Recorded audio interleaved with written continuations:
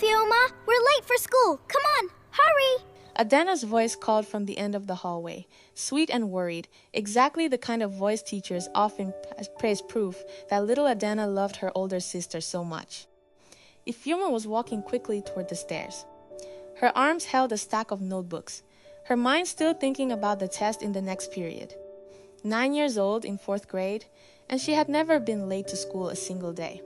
The string stretched across the 3rd step, thin, almost transparent, tied to the leg of a chair on one end and to the wall on the other, visible only if someone knew to look for it. Ifioma tripped. The stack of notebooks flew in every direction. She fell onto the cement hallway with both knees and one hand. Her white uniform tore in a long line at the elbow, the uniform her mother had stayed up late ironing flat the night before. Then laughter burst from the corner of the hallway. 4 or 5 girls stood hiding behind a pillar, their hands covering their mouths, but still unable to hide the laughter that broke out. Adana stood in the middle of them, her shoulders shaking in waves, her eyes lighting up the way people's eyes light up when they are watching something they have been waiting for a long time. Ifioma sat on the floor, her knees burned, her scratched palm was bleeding a little. A few crumpled notebook pages lay under the feet of people passing by without noticing. She looked down at her hand, looked up, looked straight into her younger sister's eyes. Adana no longer covered her mouth. She laughed fully now, a wide, comfortable smile, the smile of someone who had just watched a performance go exactly according to plan. Then she said, her voice still sweet like when she had called her sister earlier, You should be more careful, sister. You trip so easily. The laughter burst out again. Ifioma said nothing. She picked up each notebook one by one, smoothed out the crumpled pages, stood up, slowly with her back straight, not letting anyone see how badly her knees were burning. Then she continued walking toward her classroom. She did not cry, she did not look back, she did not tell anyone. She just kept going, the way she always kept going, quietly and with her back straight, as if the next step mattered more than the step that had just tripped. It was an ordinary Tuesday morning at Ingwo Community Primary School. Ifioma was 9 years old. Adana was 8. This was not the first time, and it was not the last. But 15 years later, on a rainy afternoon, in front of her older sister's door, Adana would stand with 2 empty hands and no more tricks left to use. And that time, no one would laugh. The village of Niwo lay in the Enugu region, small in the way villages here were often small. Not small in land, but small in the distance between people. That was where Ifioma and Adana grew up, under the eyes of everyone, in the house of Mr. Chukwu and Mrs. Ngozi, exactly 1 year apart and different in every possible way. Ifioma was the child teachers remembered by name, not because she often raised her hand to answer, but because when she did answer, the answer was usually right. She did not study to be praised. She studied because she truly wanted to know why the earth was round, why rain fell down instead of flying upward, why letters joined together to become meaning. In the afternoons, while her friends ran and played outside in the yard, Ifioma often took her books to the mango tree behind the house and sat there reading. Not because she did not like playing, but because that mango tree was quiet and it was hers. A small space where no one compared her to anyone, no one asked her to do anything, no one looked at her with eyes that wanted something from her. Mrs. Ngozi would often call her inside. Ifeoma, go play for a while, my child. You're always sitting there reading. Ifioma would usually answer, Yes, Mom. I'll read just a little longer. Adana was the child adults often looked at before speaking to one another, not because she was well behaved, but because she was beautiful in a way that made people want to look. A round face, big eyes, a smile that knew how to appear at the right moment. Studying did not come easily to Adana the way it did to her sister, and that was something no one in the house said directly, but everyone knew. Ifioma sat down and understood the lesson. Adana sat down, looked at the book, looked out the window, looked back at the book, then sighed. No one explained to Adana that this did not mean she was less than her sister, only that she learned differently, needed a different way, needed different time. No one said that because no one paid attention long enough to realize it. So Adana taught herself a lesson, the wrong lesson, but the only lesson she could find. If she could not be better than her sister, then she had to make her sister look worse. Mrs. Ngozi loved both her daughters. There was no question about that. But she loved Adana the way people love something fragile, with more worry, more protection, more forgiveness. Since she was little, Adana often complained of stomach aches, tiredness, headaches at the most convenient times, before homework, before being asked why her marks were low, before being scolded for something. Each time Mrs. Ngozi worried. Each time she let it pass. Each time she turned to look at Ifeoma as if Ifeoma was the one who could fix everything. You are the older one now. Learn to give way to your sister. Ifeoma gave way. Not because she had been taught to give way, but because she understood that in this house, she was the only one who did not need to be protected. Mr. Chukwu was a gentleman in the way. Gentlemen in Ingwo were gentle, not interfering in matters between his wife and the children. He knew Ifeoma was good at school because the teachers often said so. He knew Adana was often sick because his wife often mentioned it. He did not know the things that happened between his two daughters when no adult was present. There are fathers like that, neither bad nor good. One evening, Mrs. Ngozi scolded Ifeoma for not helping her younger sister study. You're the older sister. Don't you know how to give in to your younger sister? Your sister asked you something, and you refused to explain. Do you really think that's the right thing to do? Ifeoma sat silently. In truth, she had explained twice, sat beside her sister for an entire hour, showing her step by step. But Adana refused to listen, kept looking out the window and said, "Do it for me, I don't understand." She did not tell her mother that. Not because she was afraid, but because she knew that even if she said it, no one would believe her. Adana sat in her mother's lap, her head resting on her mother's shoulder, watching her sister get scolded with the calm expression of someone who had known the outcome all along. Ifeoma caught that look. She looked back for a second. Then she lowered her head and continued doing her homework. Outside the village of Niwo gradually lit up. There are things that happen in the darkness of small homes that adults do not see, not because they are blind, but because they do not think they need to look. Mr. Chukwu and Mrs. Ngozi did not think they needed to look closely at the space between their two daughters. They were sisters. They grew up together. They loved each other the way sisters were supposed to love each other. That was what they believed. And Adana knew they believed it. She leaned on that belief the way someone leans on a wall, solid and dependable.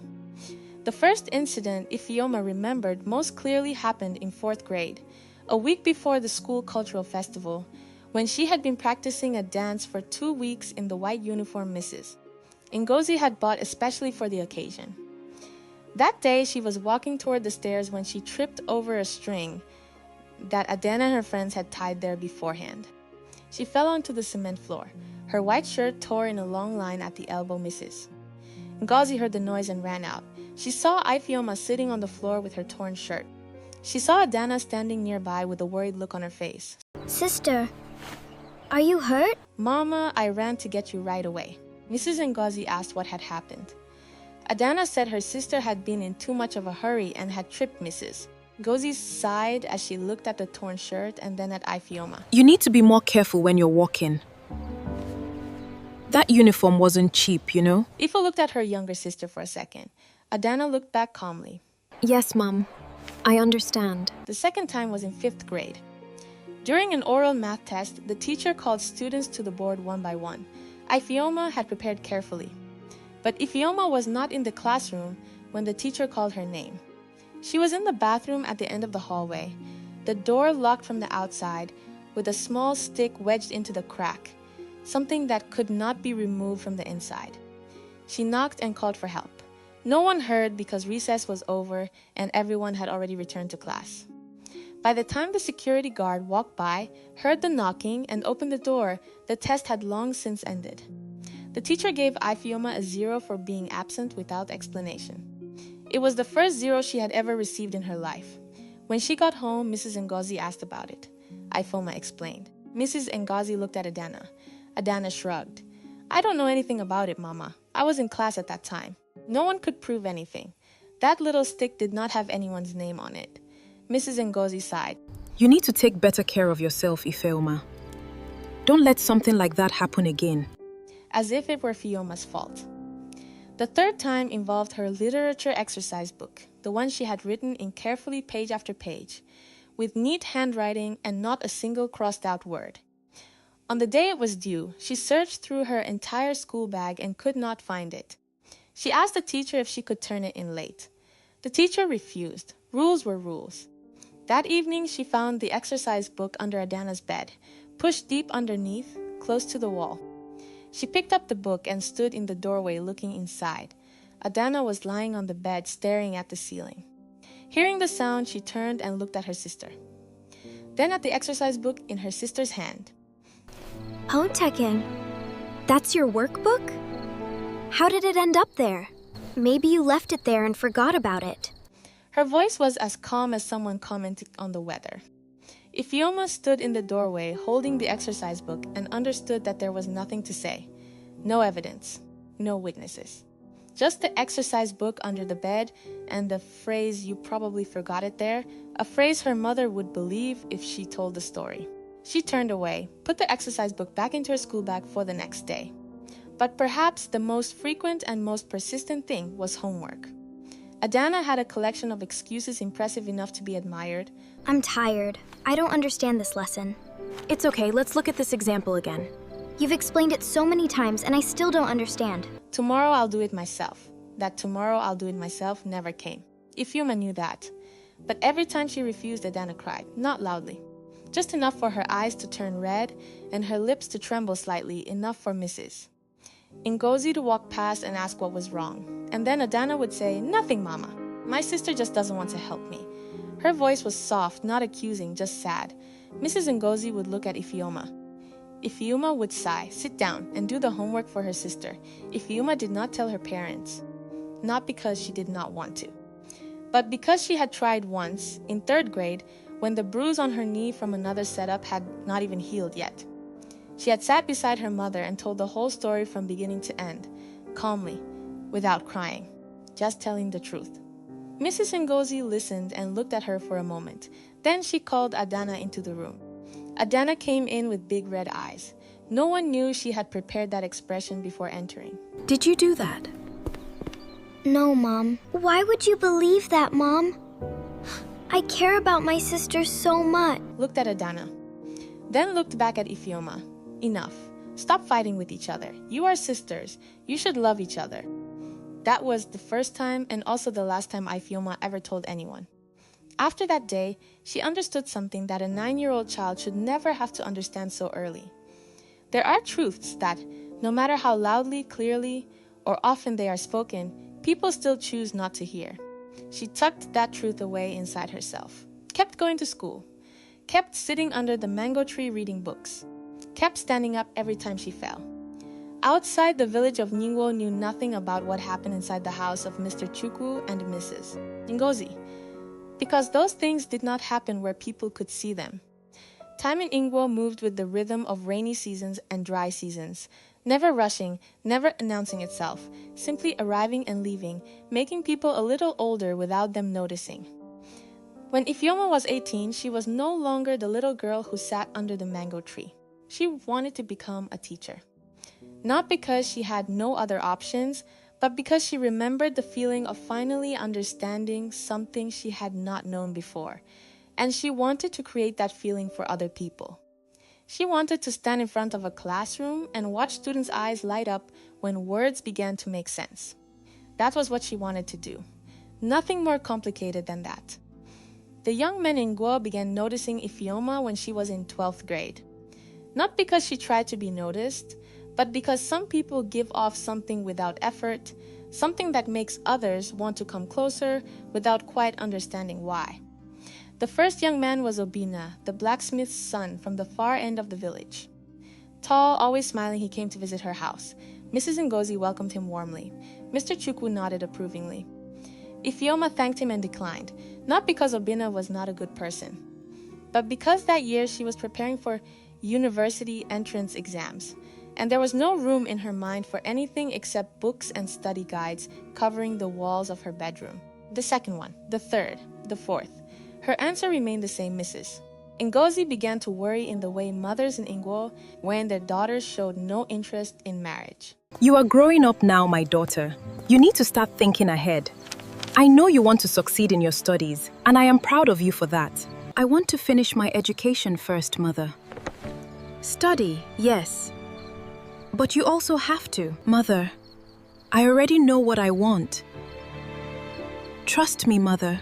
Mrs. Ngozi looked at her daughter for a moment, then sighed and let it go. At 17, Adana dated in a completely different way. Not one person, many people. One after another, sometimes at the same time. Each one loud in his own way. Hanging around the entrance of the village late into the night. Dropping out of school. Carrying stories that made the village elders shake their heads when they repeated them. Adana collected admirers the way someone collects proof that they are wanted. Because deep inside, she was still the little girl who could stare at a math problem for 30 minutes without understanding it. The little girl who had grown up in the shadow of a sister whose very existence reminded her every day that there were things she did not have. Mrs. Ngozi worried about Adana in a different way, worried about her health, worried about her staying out late, worried about the friends she kept. One evening, Mr. Chukwu asked Ifeoma why she refused to date when so many young men came asking. Ifeoma was studying. She set down her pen, looked at her father, and answered honestly, I want to get into a teacher's college first. I want to be able to take care of myself before I start thinking about anything else. Mr. Chukwu nodded slowly, not exactly agreeing, not exactly disagreeing, just nodding the way someone does when processing information he had not expected. Adana sat in the next room listening through the thin wall. She said nothing. She simply stared at the ceiling and thought. The more her sister focused on studying, the more freedom she had to do other things. Ifeoma's university entrance exam results were good enough to get her into the literature education program at the provincial university. Not the biggest university, but good enough. Good enough for her to leave Ingwo for the first time in her life, carrying something concrete in her hands. Mrs. Ngozi cried on the day her daughter left. Ifeoma left home for school under her father's silent reddened eyes. Adana stood at the gate, watching the vehicle carrying her sister slowly disappear behind the bend. 4 years later, she would also walk that same road, study the same major, and enter the same school where her sister had once worked. At 22, Ifeoma became a teacher at Ingwo Community Primary School. She was not the most energetic person at the school, but she was the one who truly helped students understand their lessons. She remembered every child's name, knew who was struggling, and always helped quietly. Gradually, the students grew fond of her, her colleagues trusted her, and Principal Obi held a special respect for her. 1 year later, Adana was hired by the same school. Outwardly, she was always neat and polite, but she lacked the preparation and responsibility required of a teacher. When the principal reminded her about it, she immediately went home and complained to her mother that she was being treated unfairly, placing the blame on Ifeoma. Mrs. Ngozi called her eldest daughter and scolded her. You are the older sister. You should be helping guide your younger sister. Yes, Mother. I understand. Ifeoma only answered gently, Yes, Mama, I understand. During that time, Emeka Okonkwo transferred to Ingwo School. He was a calm, quiet mathematics teacher who was deeply devoted to his profession. At first, he and Ifeoma were only colleagues who sat beside each other in the staff room. But through grading papers together and short conversations, they gradually came to understand each other. One day, Emeka asked, Do you like teaching? Truly like it, not because you have to answer. Ifeoma thought for a moment, then replied yes. I like the moment when a student finally understands something. Only for a second, but I can see it. Emeka smiled. You don't need to explain more. I understand what you mean. That was when the relationship between them began to become special. Adana quickly noticed it, and as always, whatever her sister had, she wanted to take or destroy. She deliberately got close to Emeka, spread suggestive remarks among colleagues, and even created an incident meant to cast doubt on Ifeoma's ability. Then Adana discovered she was pregnant. Not knowing who the father of the child was, she decided to use it to destroy the bond between Ifeoma and Emeka. She staged a plan, created fake photographs, and brought them to her sister the next morning. She lowered her head, pretending to be in pain, and said, Sister, I need to talk to you. Adana's voice trembled. I'm pregnant. And the father is Emeka. Ifeoma froze. What did you just say? Adana held the phone out in front of her sister. I know you don't believe me, but there is proof. I don't want to hurt you, but I can't stay silent forever. Ifeoma said nothing more. She placed the phone down and quietly walked outside. Beneath the mango tree behind the house, all the pain and wounds that had built up over many years finally burst into tears. That afternoon, she met Emeka in front of the school gate. Let's end this here. Emeka immediately understood that something had happened. You heard something. Ifeoma shook her head. Don't explain. I don't want to hear it. Emeka tried to speak. Ifeoma let me, but she cut him off. Don't call me again. Ifeoma turned and walked away. Emeka remained standing in the empty schoolyard. However, he did not give up. He understood that at that moment, words no longer had value. Instead of defending himself, he spent 3 weeks searching for the truth. He followed every trace, obtained the hotel camera footage, gathered medical records, and proved that he had been set up. When all the evidence was placed in front of Principal Obi, everything began to change. That afternoon, Adana was called to the principal's office. She walked in with her usual confidence. But the moment she saw the camera footage, the doctor's confirmation, and all the evidence arranged on the table, the smile disappeared from her face. For the first time in her life, Adana had no story left to tell. No one left to blame. No tears strong enough to hide the truth. She sat down. Because in the end, every lie had been dragged into the light. Principal Obi said nothing. He simply looked at her, the look of a man who already knew everything and was waiting to see what the person sitting across from him would choose to do with that truth. Adana looked down at the desk. For the first time in her life, there was no excuse good enough to use. No tears convincing enough to shed. No story clever enough to tell. Only the truth lying right there on the table in front of her, and nowhere left to hide. Ifeoma learned the truth through the principal. Emeka deliberately asked Principal Obi to tell her instead of coming himself. He understood that if he came directly, then no matter how clear the evidence was, Ifeoma might still think he was simply trying to defend himself. Hearing it from a third party, someone with nothing to gain, was different. Ifeoma sat in Principal Obi's office and listened to everything. She did not interrupt. She showed no obvious reaction. Thank you for telling me, sir. Miss Ifeoma, is there anything else you would like to say? No, sir. I need to sit with this for a while. She stood up and walked outside. She walked toward the old flame tree in the schoolyard, the place where she often stood watching students leave for the day. She sat down on the steps and looked out at the empty schoolyard. She was not sad because Adana had done such a thing. In fact, and this was the hardest thing to admit, she was not surprised. She had known for a very long time that her sister was capable of things like this. Adana had never really changed. She had simply grown older and found bigger things to do. What made Eve feel sad was something else. She was sad because once again she had allowed herself to be hurt before the truth had a chance to arrive. Sad because she had chosen to believe the evidence in front of her without giving the person she trusted time to speak. Emeka knocked on her door that evening. She opened it. The two of them stood in the doorway looking at each other, meeting again for the first time in 3 weeks. He looked tired, not physically tired. Tired in the way a person looks after doing something difficult and finally finishing it. Then he said quietly, I don't need you to believe me immediately. I only need you to know that I'll be here, no matter how long it takes. Ifeoma looked at him for a moment. Then she stepped aside and made room for him to enter. Come in. Mother made soup. It's still warm. Principal Obi was a fair man. He gave Adana time and an opportunity to explain herself. She had nothing to offer except silence. The final decision came after 2 weeks of review. One morning, Adana received a suspension letter and read it alone in her room. No one knew how long she sat there. The baby was born during that year's rainy season.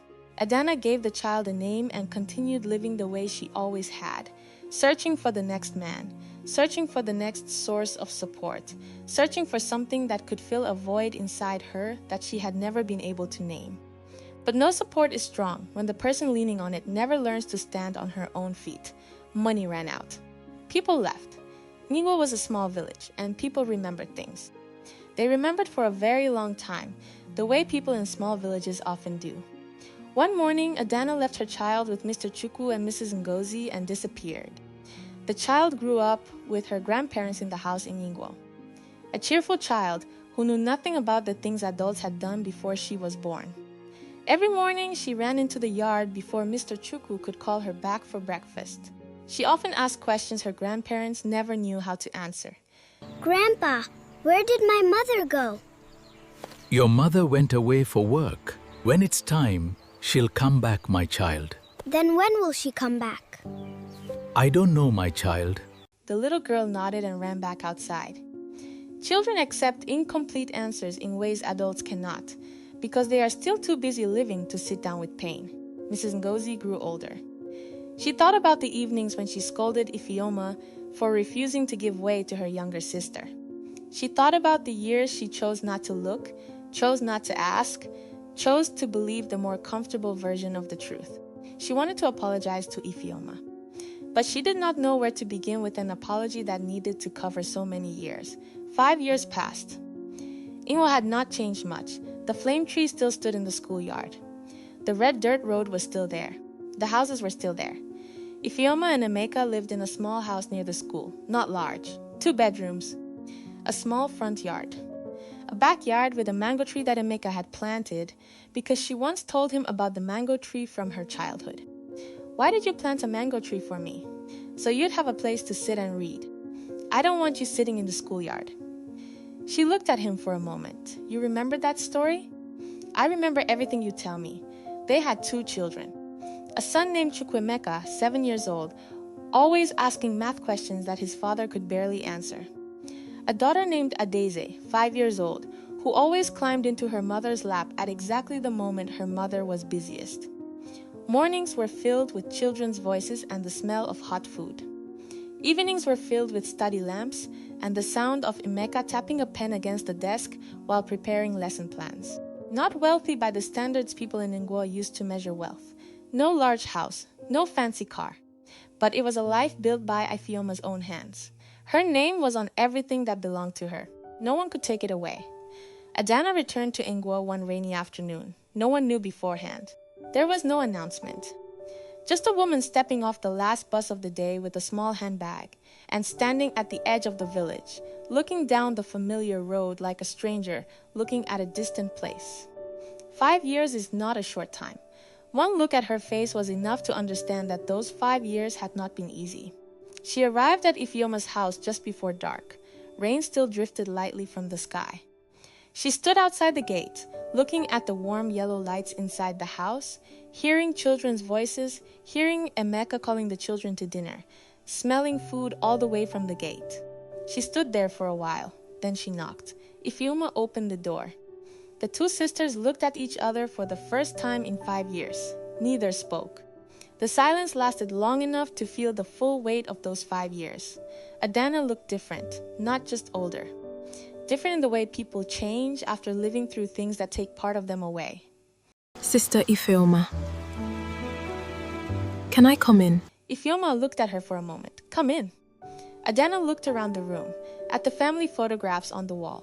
Ifeoma and Emeka on their simple wedding day. The 2 children smiling brightly, a family picture taken in front of the mango tree in the backyard. You've built a good life. Yes, Adana looked down at her hands. I have nowhere to stay. No job. Things are very hard for me right now. What do you need? I need your help. Like before.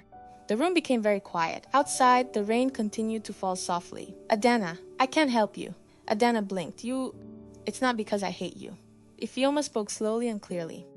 It's because I have helped you your entire life, and every time I helped you, you used that help to continue avoiding standing on your own. If I keep helping you, I'm not loving you. I'm hurting you. Then what do you want me to do? I want you to stand up on your own. Her voice remained calm. For the first time in your life, stand up on your own. Find your own job. Take care of yourself. Take responsibility for the things you have done and the things you need to do from now on. Don't rely on me. Don't rely on anyone else first.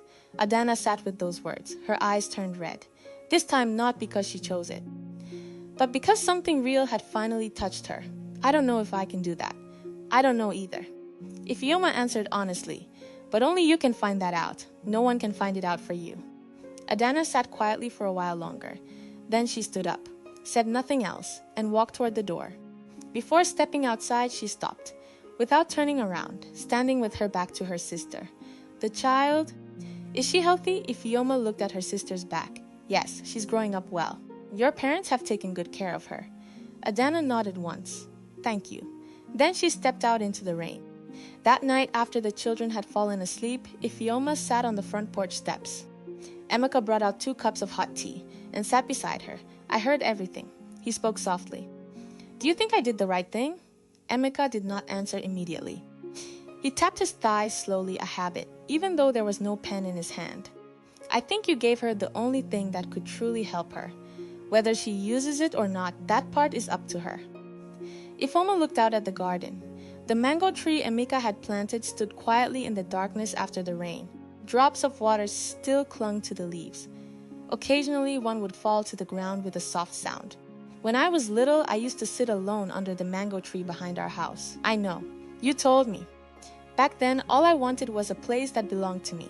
A place where no one watched me, no one asked anything from me. No one compared me to anyone else. And now I have an entire life that belongs to me. Emeka said nothing.